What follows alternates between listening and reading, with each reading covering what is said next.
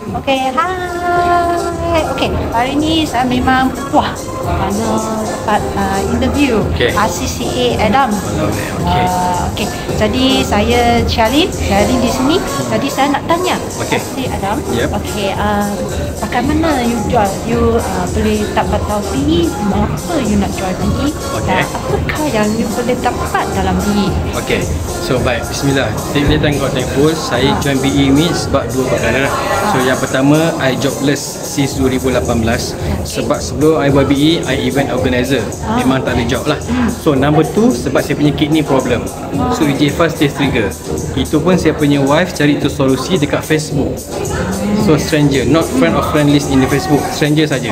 Total stranger lah. Total stranger, betul. Tetapi selepas saya dengar teknologi dalam itu Alora, saya mula beli.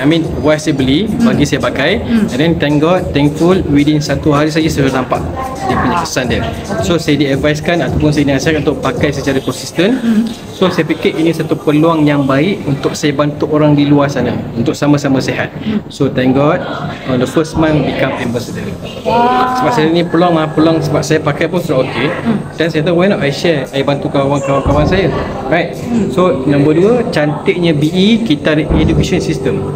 So dia will guide you as long you willing to learn ataupun you mahu belajar. Itu saja saya nampak. Itu saja. Jadi apa yang RCCA Adam boleh dapatlah dalam PE? Okey.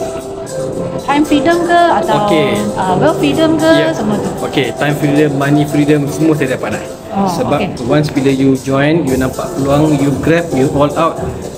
Macam saya all out, ngam-ngam 24 months become RCCA. So saya rasa itu I dah become freedom and dari segi kewangan, masa dan sebagainya lah.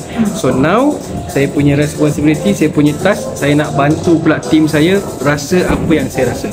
Okey, terima kasih RCCA Adam. Okey, bye.